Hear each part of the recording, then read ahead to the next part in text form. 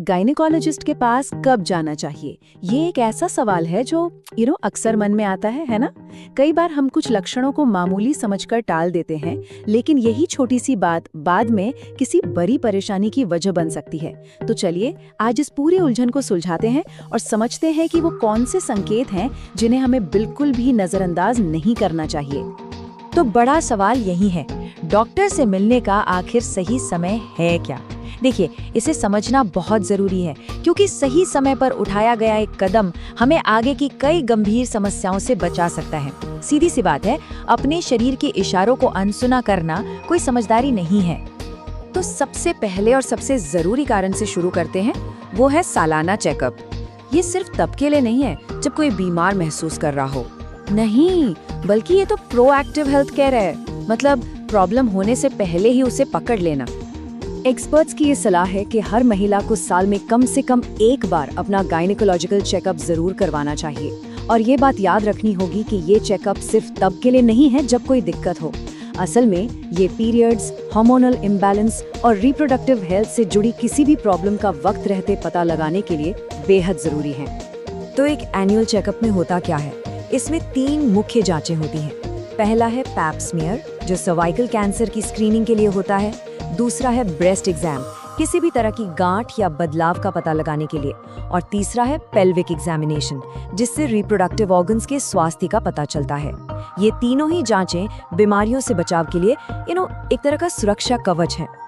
अच्छा, सालाना चेकअप तो हो गया, इसके अलावा भी कुछ खास लक्षण हैं जिन पर हमें ध्यान देना ही चाहिए। चलिए अब सबसे कॉमन टॉपिक पर आते हैं, पीरियड्स। क्या नॉर्मल है और क्या एबनॉर्मल, ये जानना बहुत जरूरी है।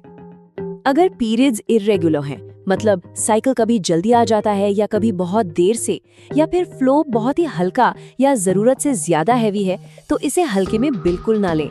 ये लक्षण हार्मोनल असंतुलन, पीसीओएस या फिर थायराइड जैसी किसी अंदरूनी समस्या का संकेत हो सकते हैं और इन सब के लिए डॉक्टरी सलाह जरूरी है। पीसीओएस का नाम आजकल काफी सुनने में आता है, तो इसे समझना जरूरी है। पॉलीसिस्टिक ओवरी सिंड्रोम एक तरह का हार्मोनल डिसऑर्डर है जो रिप्रोडक्टिव एज की महिलाओं में काफी आम है। इसकी वजह से अक्सर पीरियड्स डिसेंसिस हो जाते हैं और अंडाशय यानी ओवरीज पर छोटे छोटे सिस्ट्स बन जाते हैं। अब बात करते हैं पीरियड पेन की। देखिए, थोड़ा बहुत दर्द और डिस्कम्फर्ट होना नॉर्मल है, लेकिन अगर दर्द इतना ज्यादा है कि आपके रोज के काम, आपका रूटीन, सब कुछ रुक जाए, तो ये नॉर्मल नहीं है। इस तरह के असहनीय दर्द को डिस्मेनोरिया कहते हैं और ये एंडोमेट्रियोसिस, फाइब्रॉइड्स या किसी इन्फेक्शन का भी संकेत हो सकता है।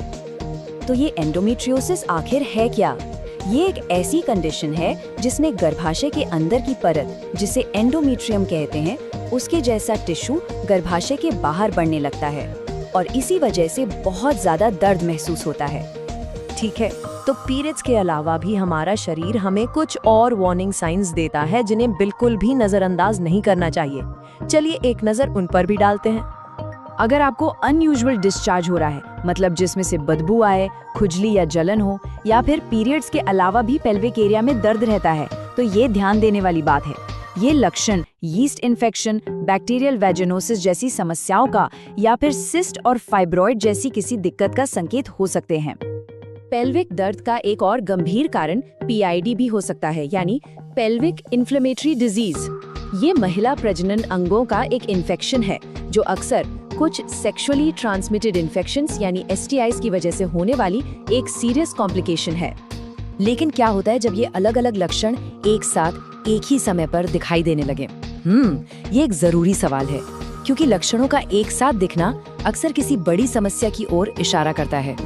जैसे अगर अनियमित पीरियड्स के साथ साथ चेहरे पर मुहासे हो रहे हैं, वजन बढ़ रहा है और चेहरे या ठुड्डी पर अनचाहे बाल आ रहे हैं, तो ये सब मिलकर पीसीओएस का एक पैटर्न बना सकते हैं। इन लक्षणों का एक साथ होना ये एक साफ संकेत है कि अब डॉक्टर से मिलने का समय आ गया है।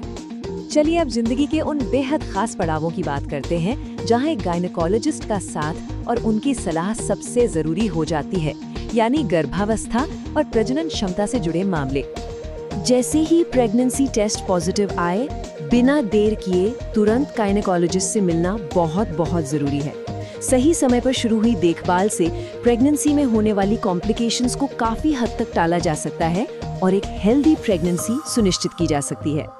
पहली तिमाही की देखभाल में ये कुछ जरूरी कदम शामिल होते हैं। एक शुरुआती अल्ट्रासाउंड, कुछ जरूरी ब्लड टेस्ट और फॉलिक एसिड जैसे सप्लीमेंट्स।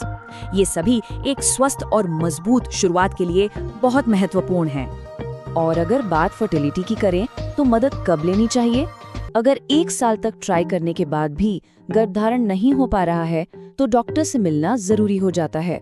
इसमें सिर्फ महिला ही नहीं बल्कि पुरुष और महिला दोनों की जांच होती है, जिसमें ओव्यूलेशन स्टडीज, AMH टेस्ट और सीमेन एनालिसिस जैसे टेस्ट शामिल हो सकते हैं।